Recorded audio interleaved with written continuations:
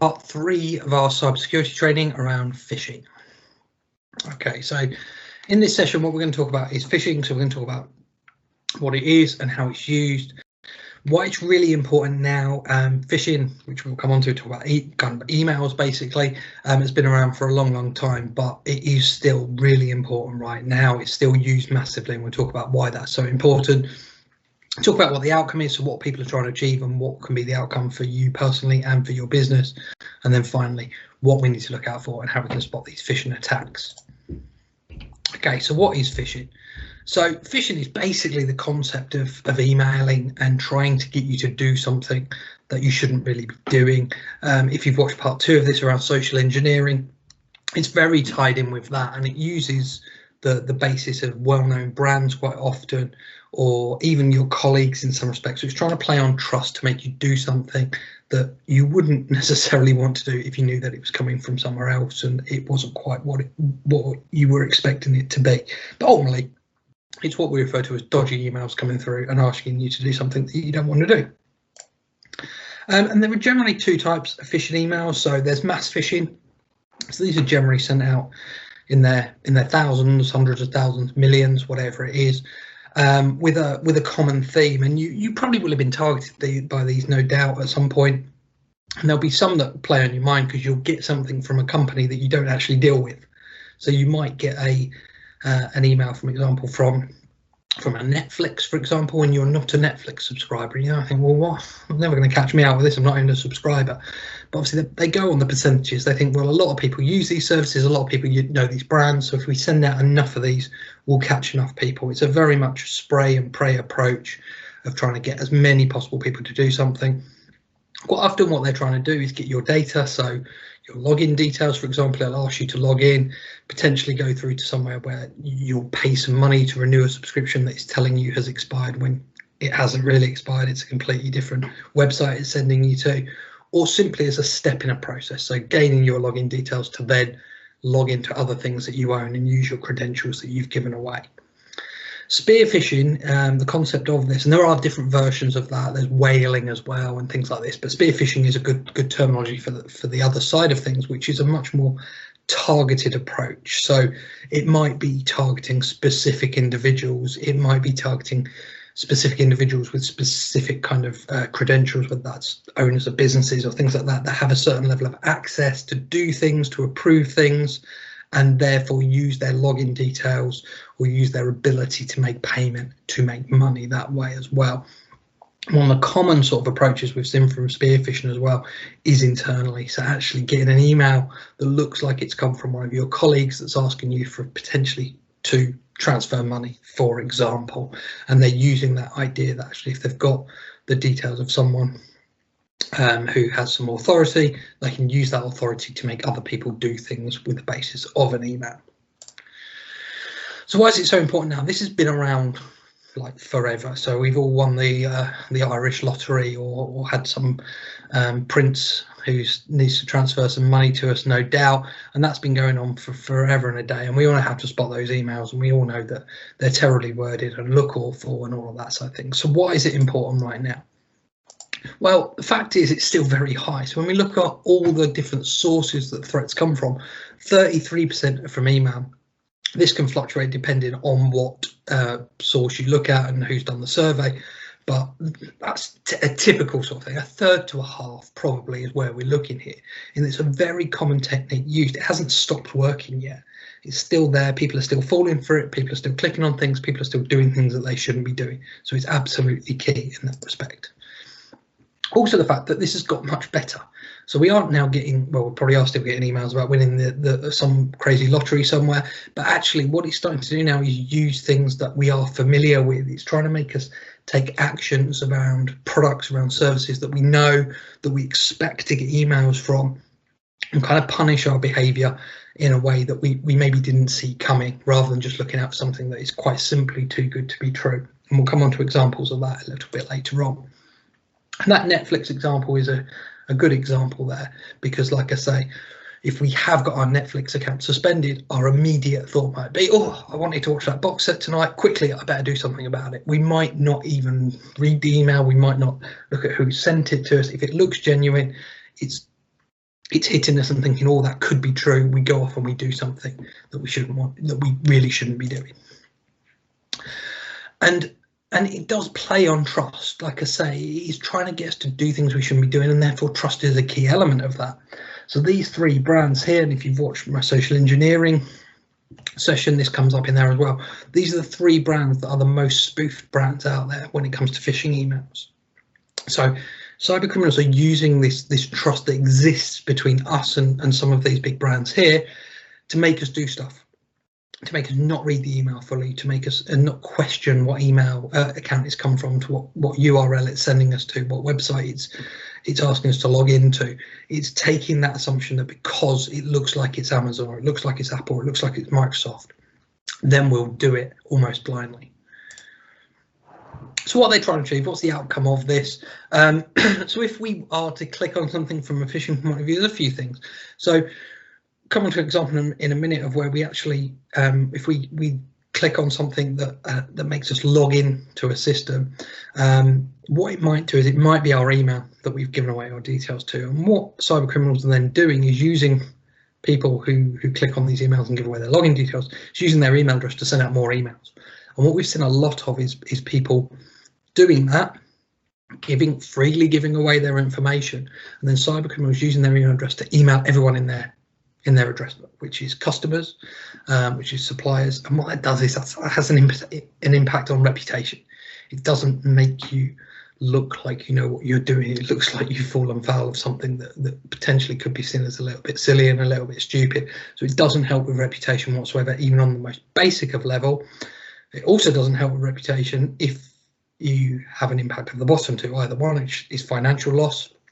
So phishing can be used for things like ransomware and virus spread. And if you don't know what ransomware is, again, go to the social media session. But basically either making incorrect payments or giving away access to financial information or giving access to viruses that can cause these two as well. Common ones, like I said before, are emails that come through asking for payments to be made to different accounts than normal, or requesting a payment is made from what looks like a colleague and people going ahead and doing it. Or we've seen emails coming through and saying our bank details have changed from a supplier or something like that. Please can you update them to this? And then your next bunch of payments automatically go out to the wrong bank for your supplier. And finally, there's data loss as well. I won't go on too much about GDPR, but I'm sure you've all heard of it and you understand that we have a responsibility to look after people's data.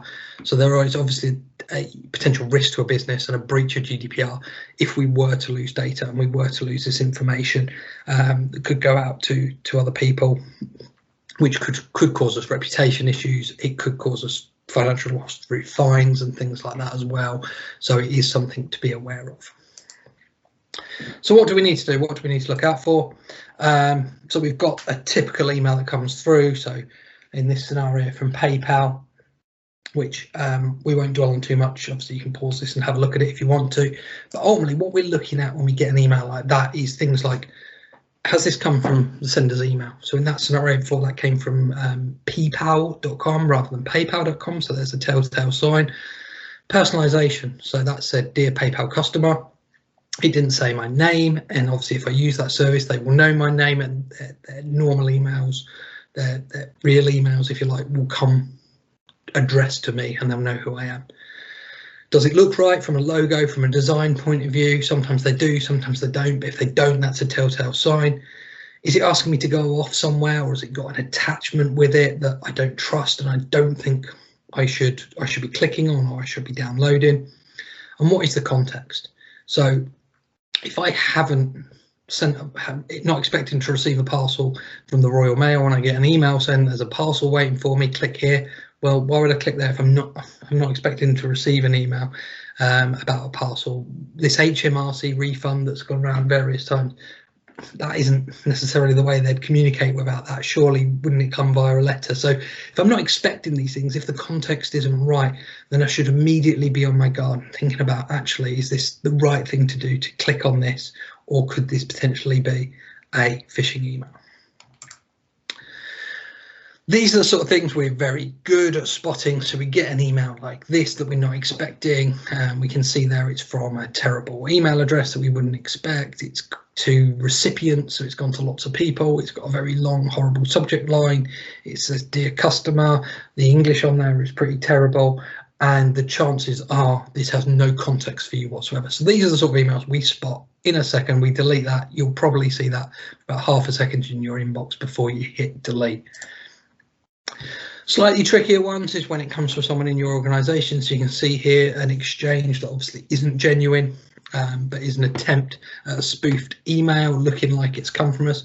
And spoofing emails, just so you know, is nowadays a lot easier to prevent. About this is an email back from 2016, which is why I keep it in, because it is still possible to do on domains that aren't logged down. Obviously ours is nowadays. It's quite hard to stop if you haven't got the security in there. It can look like it's coming from a real person from an address point of view. So sender's email address can go out the window. So we have to make sure we're thinking about context, and we're thinking about all this design and other things. So whether that's the font color, whether that's the wording, whatever it is, we need to be able to spot that emails aren't real, even if some of the elements do look real in that scenario. And if we now then go on to a real email, I've had to block a lot of this out because it is a real email, but basically I've had to block out the person's name and all this.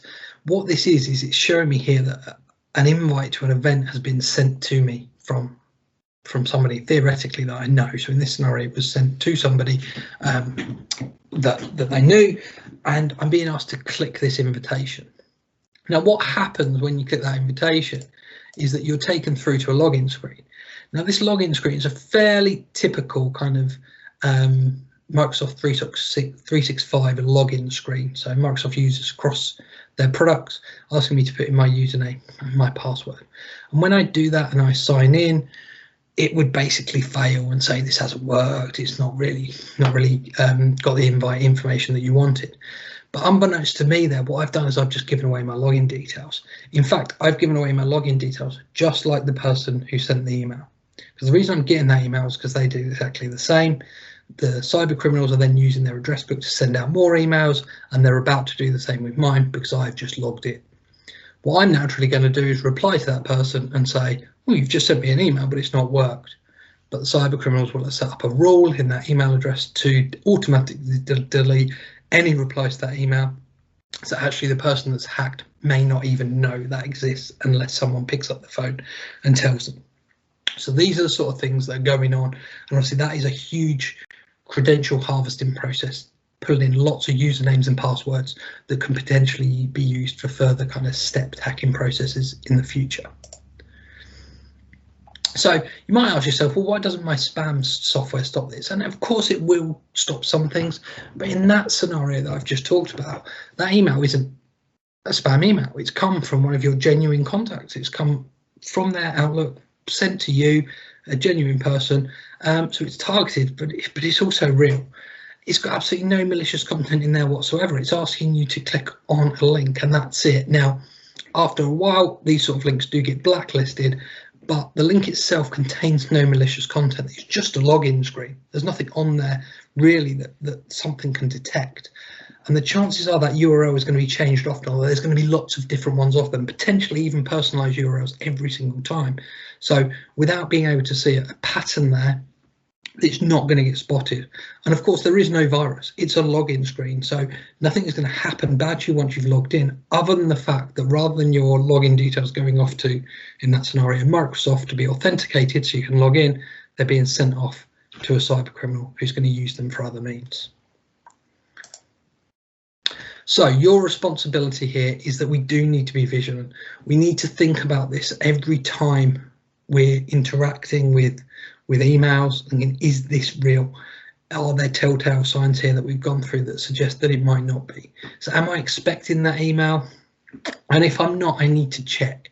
Now, there's two places really check with. One, check with the sender. So if it's come from PayPal and you don't think it's them, go and log in via the URL and check and see if there's any notifications on your email address, on your account about the email in question. Obviously, if you've missed a payment, it's going to tell you when you log in.